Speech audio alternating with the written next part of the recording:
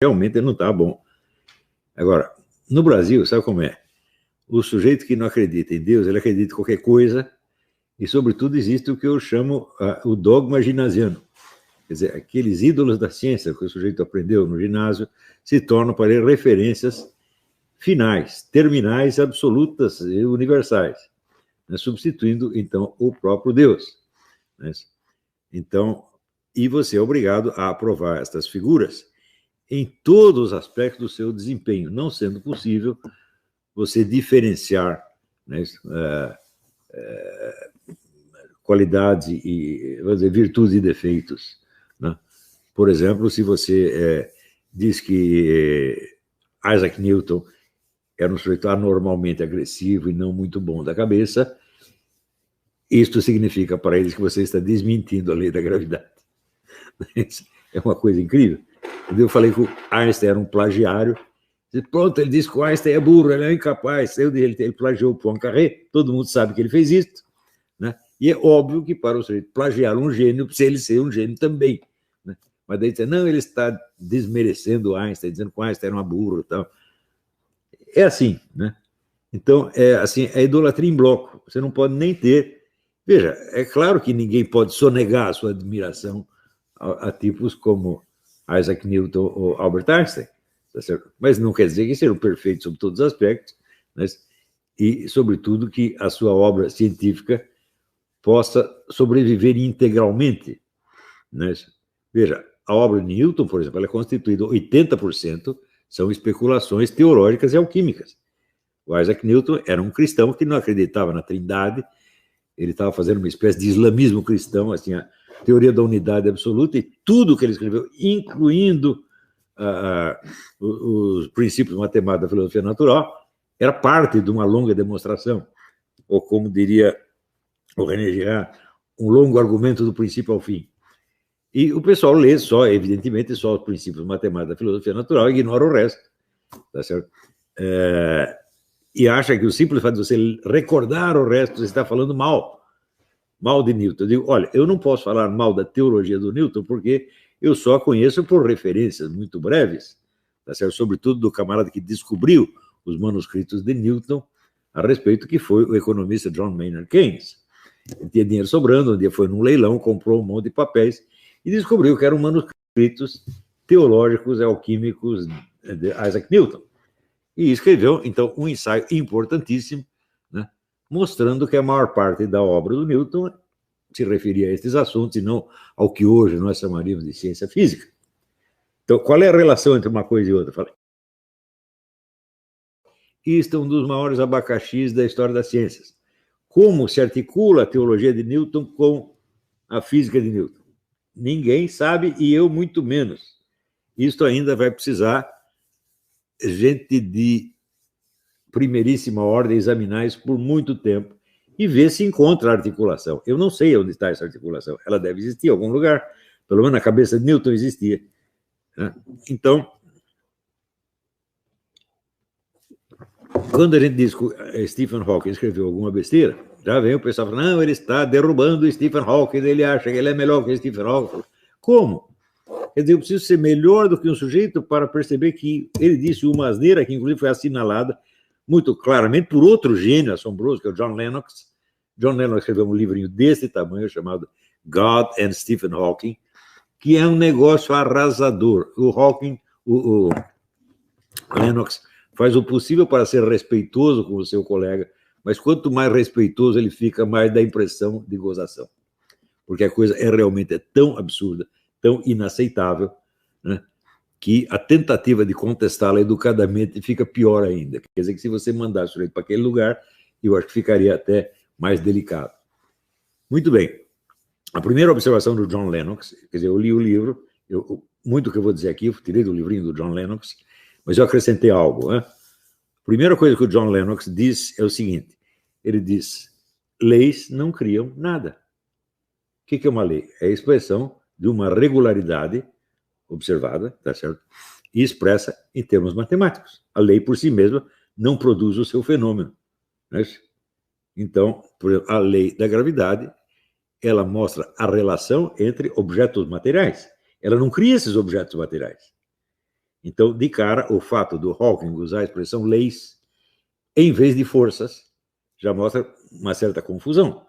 Se ele dissesse são as forças elementares que podem criar o universo a partir do nada, bom, isso seria um outro problema, mas seria aparentemente menos absurdo, não é isso? Então, vejamos a possibilidade de estas forças físicas criar o universo a partir do nada. Se elas puderam criar alguma coisa, supondo-se que pudessem, é porque elas existiam. E elas não são forças que existem fora e acima do universo. Elas são parte do universo, parte integrante do universo. Então, se elas existiam, então, antes do universo não havia um nada. Havia 4 forças operando naquilo que se poderia chamar, tecnicamente, um vácuo quântico. E o vácuo quântico, absolutamente, não é um nada. Ele é alguma coisa. Não é isso? E as 4 forças são também alguma coisa. Tá certo? Então, mas o Hawking diz que a pura lei da gravidade, por si, poderia criar o universo a partir do nada. Então, muito bem, se existia a lei da gravidade, existia a força gravitacional, não apenas a lei, porque a lei foi descoberta muito tempo depois. E a lei também pode ser corrigida nos seus detalhes matemáticos. Tá certo? Mas se existia a força da gravitação, então algo existia. Então, é claro que esta teoria ela já não responde àquela pergunta fundamental do Leibniz, por que existe o ser e não apenas o nada? É uma tentativa de responder, mas é uma tentativa muito canhestra, muito deficiente, tá certo? E nós, vamos dizer, tentando responder com o máximo de respeito que o Hawking, sem dúvida, merece, tá certo? Não podemos escapar de dar a impressão de que nós estamos gozando da cara dele. Mas o pior é o seguinte, ele não entende o que quer dizer a palavra nada. E também não entende o que quer dizer a palavra criar. E a expressão criar a partir do nada, ele também não entende. Porque ele está usando a expressão para designar algo que existe, criando algo que também existe. É claro que a força da gravidade não pode, por si mesma, criar nada. Ela não pode criar os objetos sobre os quais ela atua. Tá certo? Ela precisaria, no mínimo, precisaria das outras 3 forças atuando. Então, quando ele usa a palavra universo, ele está usando a palavra universo no sentido de universo tal como descrito pela ciência física, tal como eu a pratico. Isso é o universo? Não, não é, de maneira alguma. Isso é um aspecto abstrativo do universo. Isso é um universo abstrato. Tá certo? Quando você usa a palavra universo, significa tudo o que existe sob qualquer aspecto que seja. Tá certo? Então, são os componentes físicos, componentes químicos, biológicos, históricos, humanos, anímicos, psíquicos, etc. Isso é o universo. Tá certo? O universo, entendido nesse sentido pleno, é estudado por alguma ciência? Não. Não é e não pode ser. Né? Porque uma ciência se constitui na hora em que você recorta um certo aspecto da realidade, ao qual se aplicam determinados métodos de observação, medição e método de tirar conclusões. Não se pode fazer isso com a totalidade, só com aspectos. Então, é isso que eu já lecionei em outras aulas. Não existe ciência da realidade concreta. Isso é impossível. Só existe ciência de aspectos abstrativos. Mas, se considerássemos a palavra universo no sentido cheio, isso é, como totalidade do existente, como poderíamos transformar a teoria do Hawking numa teoria científica? Para que ela fosse científica, seria preciso que ela tivesse uma base experimental. Então, temos de conceber alguma experiência que possa validar ou invalidar a teoria do Hawking, de que a lei da gravitação, por si, criou todo o universo. Ora, se nós tomarmos a palavra universo no seu sentido cheio, nós teremos que ver o universo desde as suas origens, as mais, por assim dizer, grosseiras e materiais, até as suas expressões psíquicas mais requintadas, entre as quais a obra do próprio Stephen Hawking. Então, teria que haver uma demonstração canônica que acompanhasse o processo causal desde a primeira origem, o primeiro objeto que a lei da gravitação teria criado, até a obra do Stephen Hawking, ou até a Capela Sistina, ou até qualquer instituição.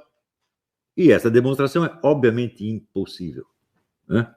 Isso significa que a sugestão do Hawking nada tem de científica, ela é uma teoria metafísica, e mesmo assim é metafísica de muito baixa qualidade, porque ela é autocontraditória, ela usa os termos errados, e ela pretende ser científica quando não há a menor possibilidade desse tipo de experimento científico. Então, isso é para vocês entenderem como esses desastres podem acontecer na esfera de qualquer ciência, e acontecem de fato.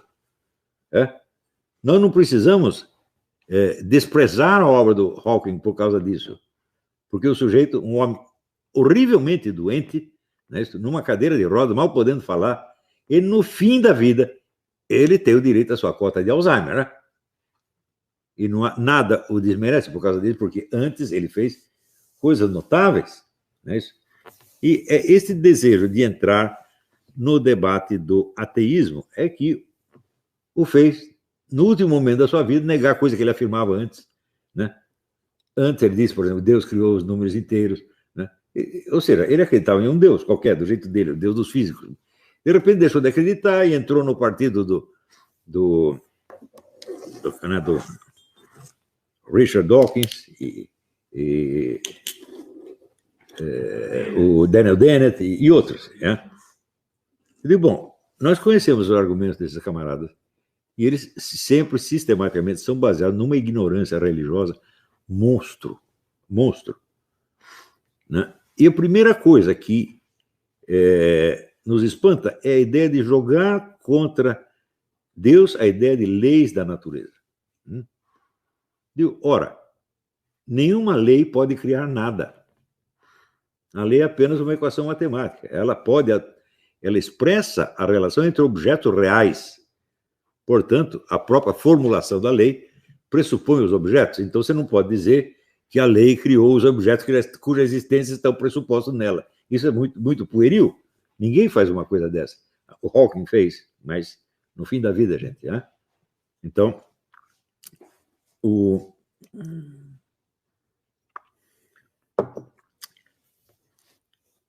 agora, a ideia de leis universais, ela aparece com o monoteísmo. Né? Antes você tinha deuses materiais que eram forças da natureza, tá certo? Portanto, nenhuma das quais poderia ser criado o universo, porque elas eram parte do universo, exatamente como as 4 forças fundamentais são parte do universo. Então, por assim dizer, dirigiam o curso dos acontecimentos sem ter criado nada, tá certo? O processo cosmogônico, né, envolve a criação dos próprios deuses, tá certo? Então, a ideia de leis universais que antecedem, por assim dizer, a própria existência do cosmos e que perpassam toda a sua história sem ser alteradas, é uma ideia que é inerente ao monoteísmo hebraico.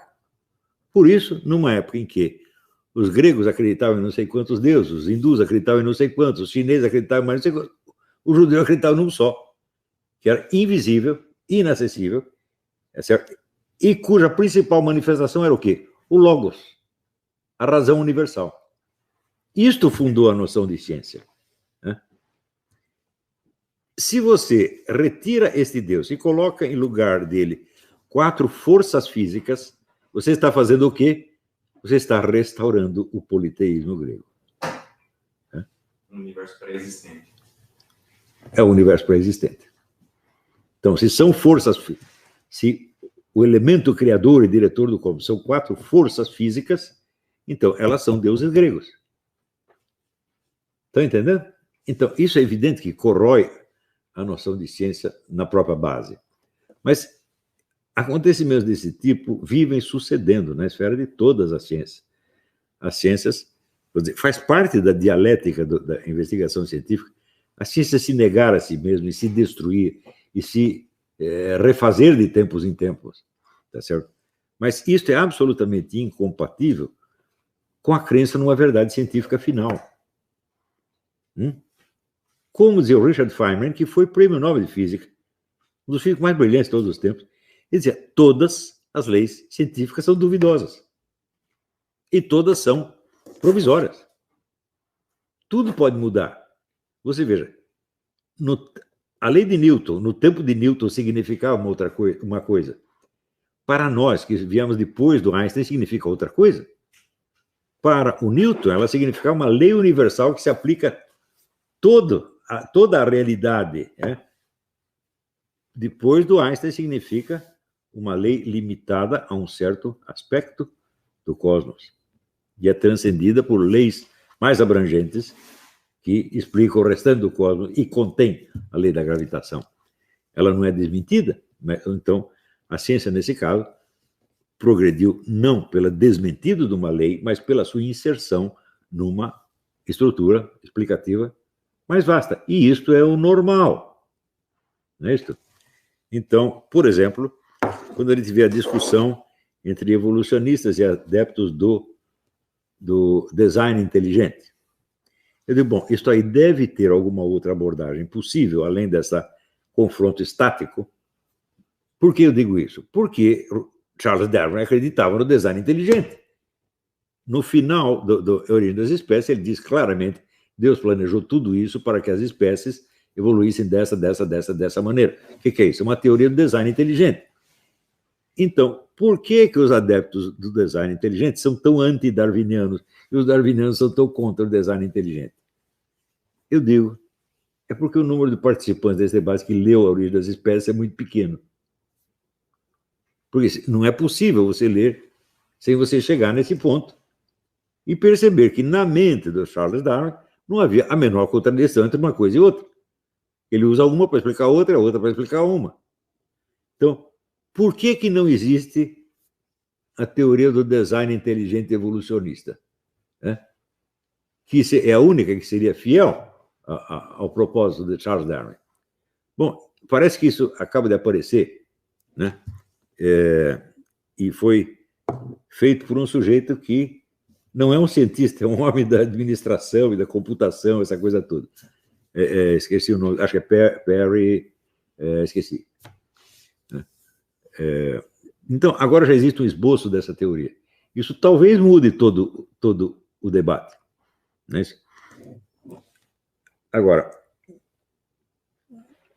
o ponto central é aquele levantado pelo David Berlinski, de que em biologia não existe uma demonstração canônica, como nós temos a demonstração da lei da gravitação. Quer dizer que Newton fez um certo cálculo, tá certo? Criou um algoritmo para o cálculo, e este cálculo, quando feito, ele coincide exatamente com os fenômenos observados. Então, isso é ciência. Isso é uma conclusão que, dentro dos seus limites, é definitiva. Isso é importante, a expressão dentro dos seus limites. Como Einstein demonstrou que, de fato, havia limites para aquilo, tá certo? Então, mesmo no caso de uma demonstração canônica, que pode ser considerada final, não é final, porque aquilo pode ser complementado e inserido dentro de esquemas explicativos mais amplos, dentro do qual aquele pedaço se torna só um domínio específico e não já a lei geral. No caso da tal lei invocada pelo Stephen Hawking, ela não apenas é autocontraditória no mais alto nível, ela é autocontraditória não somente na sua formulação conceitual, formulação, vamos dizer, lógica, mas nos próprios conceitos, um por um. Todos os conceitos são autocontraditórios. Né? O conceito de uma força que produz algo do nada. Bom, essa força tem que existir. E ela tem que existir não como mera lei. Uma lei seria o quê? Um esquema de possibilidades. A lei, enquanto tal, pode anteceder o universo existente. No sentido que nós dizemos o seguinte: antes de que existisse o universo, 2 mais 2 já davam 4. Ou seja, quando for criado o universo, duas coisas quaisquer, né, somadas, 2 pares de duas coisas, darão 4. Quando existir o universo. Mas a lei não pode provocar a existência do universo.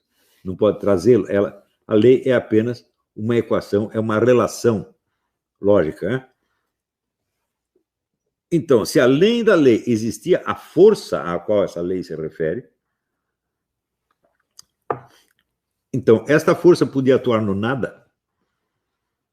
Por exemplo, o que seria a gravitação entre seres inexistentes? Seria um nada. A gravitação existe e é real porque ela explica a conduta de entes reais que existem no espaço e no tempo. Não é isso? Se não existem objetos, não pode haver gravitação nenhuma. Só pode haver o esquema gravitacional possível, que aparecerá quando o universo for criado. Agora, como é que um físico universalmente celebrado ignora isso? Eu só tenho uma explicação. Ele estava gaga. E qual é o problema de um homem velho e doente estar gaga? Qual é a vergonha que existe nisso? Não tem nenhuma. Durante a vida, o próprio Isaac Newton demonstrou várias vezes, teve várias vezes condutas de o sujeito gaga. Não apenas gaga, mas louco. Louco de agredir as pessoas por nada, sair batendo nas pessoas por nada. O que mostra um desequilíbrio mental grave. E qual é o problema de um gênio físico-matemático ter uma doença mental?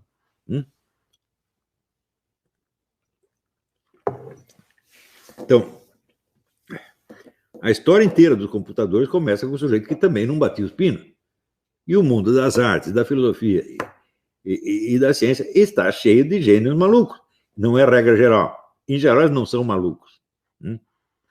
Então, se você pegar, por exemplo, sei lá, a obra de Nietzsche explicar pela sífilis, eu digo, não, isso é absurdo, porque quando a sífilis atacava, ele não conseguia escrever nada. Ele escrevia, a sífilis dá aquela dor de cabeça horrível, mas quando a cabeça estava doendo, ele não ia escrever, né? Humano demasiado humano, assim falar Zaratustra. Claro que não. Na hora que passava a dor, o negócio acalmava, ele pegava o papel e escrevia. Então, não podemos dizer que a obra dele deva nada a sífilis. Ao contrário, ele escreveu, sobretudo, em fragmentos e aforismos, porque não conseguia fazer um trabalho contínuo. Mas, mesmo assim, naqueles momentos de lucidez, ele tinha aqueles lampejos de gênio que ninguém pode negar. Tá certo? De vez em quando escreveu alguma besteira também. Algum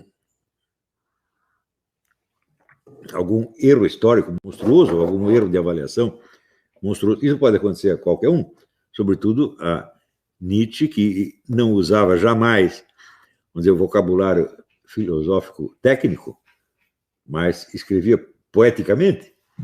Então, na linguagem poética é inteiramente permitido, vamos dizer, o uso da hipérbole, do exagero, da deformação, tudo isso é lícito, porque a linguagem poética pressupõe um leitor literariamente qualificado. Isso é uma coisa importante. Se você estudar filosofia o resto da sua vida e não tiver formação literária, sabe quando você vai entender Nietzsche? Nunca na sua vida. Porque Nietzsche exige uma sensibilidade literária fora do comum. Como outros escritores também, Kierkegaard escreve assim. E tem outros casos onde você precisa de uma formação lógica matemática. Edmund Husserl. Se você não estudou lógica nem matemática, você vai tropeçar, vai sofrer que nem um cachorro para entender Husserl. Mas a filosofia tem essa qualidade que ela admite várias modalidades de expressão que, às vezes, um mesmo autor pode usar de um jeito ou do outro. Nada impede que o sujeito tenha uma formação lógico-matemática, de vez em quando tenha um arrobo literário, explique, e faça lá um amontoado de figuras de linguagem. Nada impede. Então, para a filosofia, você tem que estar habilitado o quê? Nos 4 discursos. Se falhou um, você não vai entender. Não entender, tá certo? É hoje uma das obrigações primordiais do intelectual brasileiro, sobretudo universitário. Sobretudo, não entender o Olavo de Carvalho. Isso é básico. Quer dizer, quando você diz algo, você interpretar qualquer frase sempre no sentido de uma afirmação objetiva sobre o universo material, isto é analfabetismo funcional. Porque, por exemplo, uma afirmação irônica nada afirma sobre a realidade. Ao contrário, isso afirma o contrário da realidade para mostrar o absurdo. Então, por exemplo, um dia que uma repórter disse: o senhor tem muita gente que é fascinada pelo senhor, exagerando isso aí, né? como aquele negócio, não, você hipnotiza as pessoas, né? Daí eu, ironicamente, disse, pois é, eu sou irresistível. E seguinte, ele publicou, Olavo de Carvalho afirma que é irresistível. Você percebe que a frase em resposta, né, a algo é uma coisa, e a frase dita isoladamente é outra, completamente diferente, né? Eu sei que eu não sou irresistível porque eu já levei fora de uma meia dúzia de mulheres, né? Isso já me aconteceu, como acontece a qualquer Zé Mané, tá certo? E, aliás, isso só me fazia respeitar essas mulheres ainda mais, porque eu dizia, ó, você não quer dar para mim? Faz muito bem, porque eu também jamais faria isso, né? Então, é só eu me olhar no espelho e falar, como eu daria para esse cara? Mas nunca na minha vida. Então, quer dizer, quer dar a impressão de que o sujeito é um monstro de vaidade, que se acha realmente irresistível, né? Então, em parte por analfabetismo funcional, em parte por má intenção, o resultado é espalhar analfabetismo funcional. Isto aí já é um crime contra toda a nacionalidade, mas ficou uma coisa comum e legítima no Brasil. Quer dizer, você inverteu o que um sujeito disse, é uma coisa corriqueira. Você vê o Rui Fausto, que é professor emérito da USP, né? Ele 3 vezes inverteu o que eu dizia, né? O que prova que é analfabeto funcional? Sim. E que é mal intencionado? Sim. Só que ele é o tipo do mal intencionado que não sabe que é mal intencionado, né?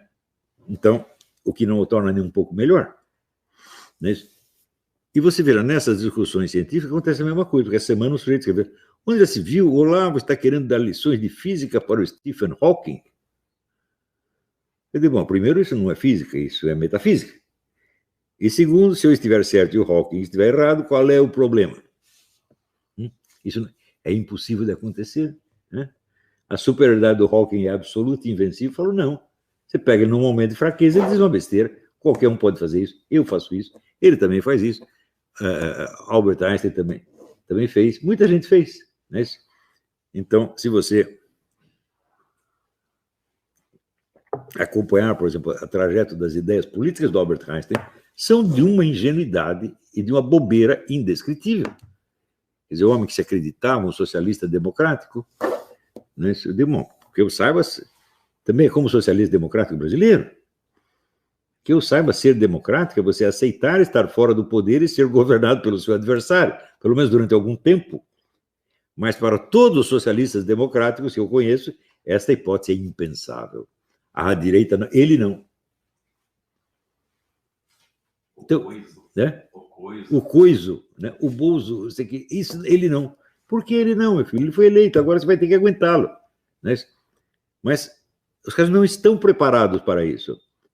Então, o socialismo democrático consiste em você só aceitar o rodízio democrático com outro socialista democrático. São todos socialistas democráticos que, né, fazem rodízio uns com os outros. Então, é claro que isso é uma bobeira fora do comum. E se você não percebe esta falha no raciocínio deles, você a introjeta e começa a raciocinar do mesmo jeito. A mente humana tem uma força mimética incrível, imita tudo. Se houve um esquema lógico, no dia seguinte você o repete. Não é isso? Só que se você repete esquemas como esse, você está ficando burro. Então, não é de espantar que as universidades brasileiras despejem no mercado 50% de analfabetos funcionários por ano, o que prova que são entidades estelionatárias, entidades que praticam fraude o tempo todo. Por quê? Um diploma de curso superior tem fé pública, né? Se você dá um diploma de ciências contábeis para o sujeito, você está dizendo, você pode entregar a contabilidade da sua firma na mão desse cara que ele sabe o que está fazendo.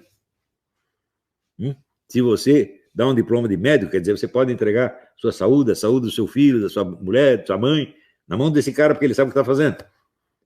E em 50% dos casos, essa afirmação é mentirosa. Isso é um estelionato monstro. E essas entidades que têm feito isso, elas têm que ter os seus registros cassados. Isso é fundamental. Sem isto, nunca o Brasil vai se levantar. Se nós continuarmos dando certificados para pessoas totalmente desqualificadas profissionalmente, nós queremos destruir o Brasil. Porque é um país onde nada vai dar certo. Tudo vai ser feito errado. Agora, você imagina, por exemplo, o número de economistas e de cientistas políticos que saem por aí espalhando o seu analfabetismo funcional, o número de jornalistas que fazem isso, o número de professores eméritos da USP, eu conheço 2, Rui Fausto e Jair Turgenotti, afirmo categoricamente que são analfabetos funcionais, não entendem o que leem. Pelo menos quando quem escreveu fui eu. Né? Mas eu duvido que entenda o resto também.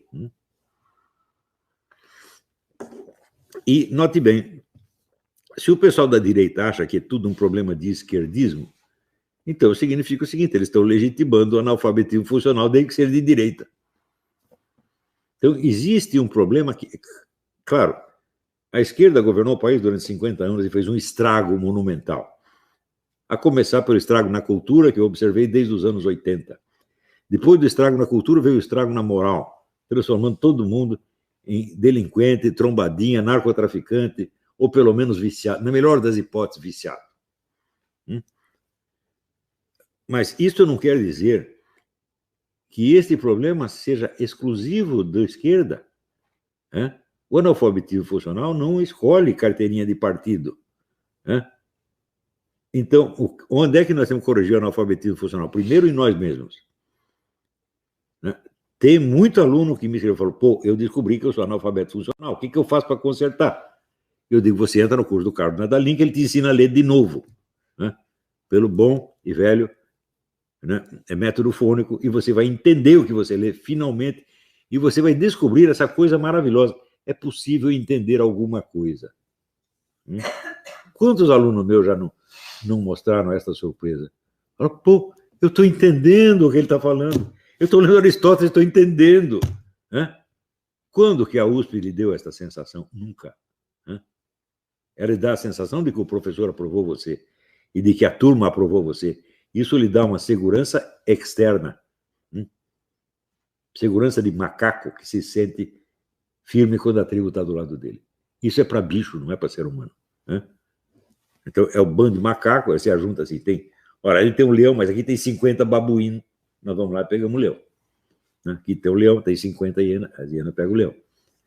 Isso é para bicho, não é para gente.